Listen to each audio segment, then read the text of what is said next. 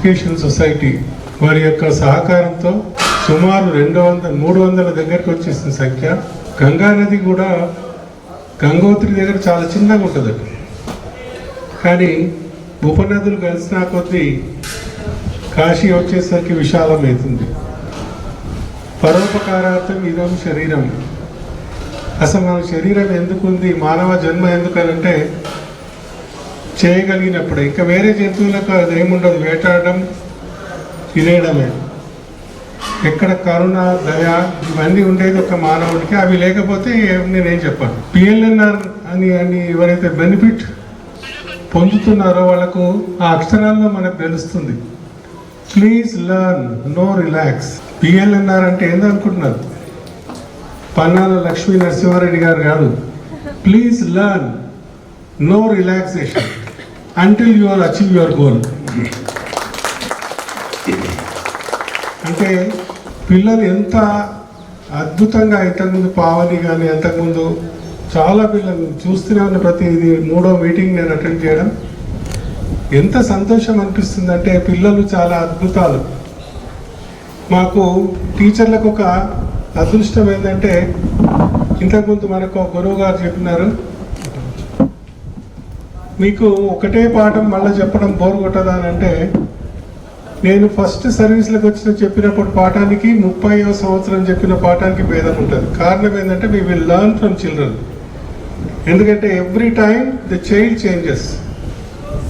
ఎంత అద్భుతంగా ఉంటుందంటే, నేను సరూర్ నగర్లో ఒక అమ్మాయి, ఎక్సలెంట్ అమ్మాయి, అసలు చదువుకోవడం, ఆమెకు టీచర్సే హెల్ప్ చేసేది. అమ్మాయి రోజు స్కూల్కి లేట్ వచ్చేది. ఫిజికల్ ట్రైనర్ రాగానే ఆమె బెత్తలు తీసుకొని ఒక దెబ్బ కొట్టకపోతే బాగుండదు, ఎందుకంటే అది పనిష్మెంట్ ఇస్తేనే వస్తారేమో అని చెప్పి. నాకు రోజు చూసిన తర్వాత నేను కొన్ని రోజులు నారాయణ రెడ్డి గారు ఉండే, ఆయన ప్లేస్లో ఆయన కొంచెం హెల్త్ బాగాలేకపోతే నేను ఇన్ఛార్జ్ ఉన్నాను. మేడం ప్రతిరోజు కొడుతున్నారు అమ్మాయిని, ఇక్కడ నేను పంపండి అన్నాను. దగ్గరికి వచ్చినాక, ఏంటన్నా ఇంత మంచిగా చదువుతావు, ఇంత అన్ని లక్షణాలు బాగున్నాయి, క్లాస్లో హోంవర్క్ చేస్తావు, క్లాస్లో ఫస్ట్ వస్తావు, అంతా బాగుంది, కానీ లేట్ ఎందుకు వస్తావు?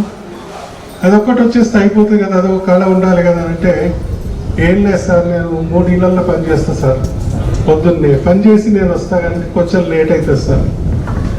ఎన్ని గంటలకు పోతావు వాళ్ళ దగ్గరికి? అంటే 7 o'clock పోతేనే అవుతుంది సార్. అంటే కొంచెం 6 o'clock 5:30కే పోయి పని చేయండి. వాళ్ళు ఎవరు కదా సార్, తొందరగా పోతే వాళ్ళు తిడతారు సార్ మేము డోర్ కొడితే. అంటే అంత కష్టపడే పిల్లలు కూడా మన సమాజంలో ఉన్నారు. నిజంగా సాకేత్కి వచ్చిన తర్వాత నాకు అనిపిస్తుంది, పెద్ద మనుషులు అందరినీ చూస్తుంటే ఇది ఒక మంచి ఐడియల్ ప్లేస్ ఏమో. ఈ పిఎల్ఎన్ఆర్ సొసైటీ ఇక్కడ రావడం వల్ల ఫర్టైల్ సాయిల్లో ఒక విత్తనం వేసినట్టు అయింది. అంటే మంచి ఆలోచన, అందరికీ ప్రేమగా ఇంతమంది ఆలోచనలను ఆర్థికంగా ఆదరణతో ఆదరిస్తున్న మీ అందరికీ కూడా ఒక్కసారి నమస్కారం తెలియజేస్తూ, చిన్నారులు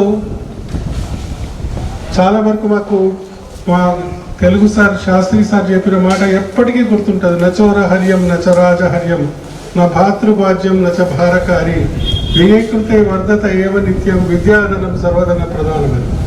నచోరహర్యం దొంగలించలేంది, నచరాజహర్యం రాజు తీసుకోలేంది, నా భాతృభాజ్యం అన్నదమ్ములు నువ్వు అన్నా నువ్వు ఎంఏ చదువు నాకు బిఏ ఇచ్చేసే అని చెప్పి పంచుకోరు. నచ భారకారి నేను బాగా చదువుకున్నా అని చెప్పి భారంగా నడవం. వ్యయకృతి వర్ధత ఏవనిత్యం. ఎంత అద్భుతమైన మాట. భర్తృహరి కొన్ని 100 సంవత్సరాల కింద రాసిన మాట. ఖర్చు పెట్టినా కొద్ది పెరిగేది ఒక విద్యాధనం మాత్రమే.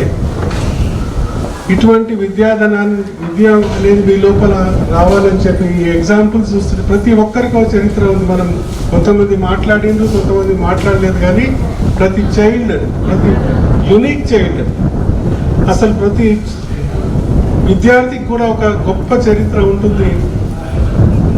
అటువంటి వాళ్లకు సాయం చేసి దానిలో మేము కూడా ఒక ఇసుక రేణువులాగా పనిచేస్తున్నందుకు గర్వంగా ఉంది. ఇక ముందు కూడా మేము అంటున్నాను, ఇది ఇంతింతై అటుంటింతై అని ఇంతకుముందు భాస్కర్ రెడ్డి గారు చెప్పినట్టు 2294 కాదు, 2900 కాదు, 29,000 కూడా అయ్యే అవకాశం ఉంది. కారణం ఏంటంటే నాకు నమ్మకం మీ పైన. మీరు మంచి పేరు తెచ్చుకుంటారు, మంచి సాధిస్తారు, తర్వాత ప్రభుత్వమే అన్ని చేస్తుందని మనం ఎప్పుడు అనుకోకూడదు. సమాజం నుంచి కూడా సపోర్ట్ దొరికినప్పుడు మాత్రమే మనం. ఉదాహరణకు చాలా మంది మన కూర్చొని ఏం చేస్తుంటే కామెంట్లు చేస్తుంటారు, అరువుల మెరుగుతుంది, ఇదే అట్లుంది మన దేశం ఇట్లుంది అని చెప్పి.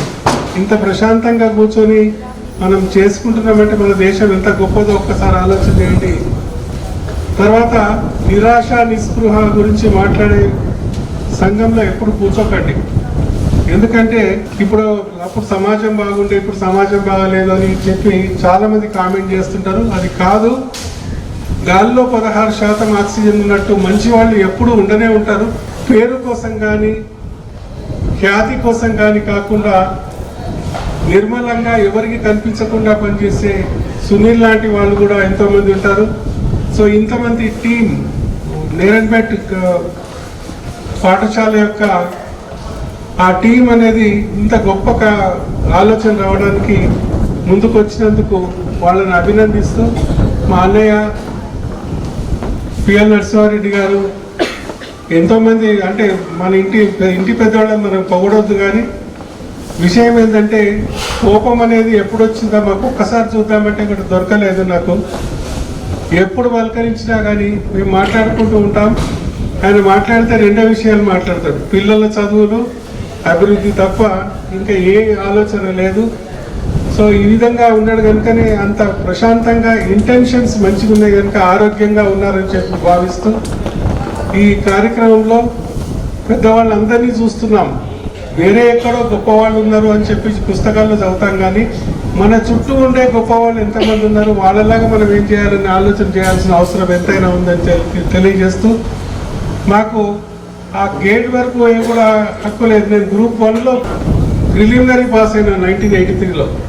కానీ ఇంగ్లీషు తెలుగు మీడియం స్టూడెంట్ కనుక కాంప్రహెన్షన్ ఇస్తే సార్ నాకు కనీసము ఆ పారాగ్రాఫ్ చదివటానికే అర్ధగంట అయింది. నాకు ఆ కష్టమై, నాకు ఇంగ్లీషు బ్యాక్గ్రౌండ్ లేక అంత ఇబ్బంది అయిన తర్వాత చేయలేకపోయినాను. కానీ ఒక ఉపాధ్యాయునిగా స్టూడెంట్ల యొక్క కష్టాలు నాకు తెలుసు. ఎందుకంటే నేను కూడా పెద్ద యావరేజ్ స్టూడెంటే కనుక చదువులు రాని పిల్లలకి ఎట్లా చదువు నేర్పించాలనే ప్రయత్నంలోనే నేను ఉపాధ్యాయునిగా నాకు చాలా సంతోషాన్ని కలిగించింది సర్వీస్లో.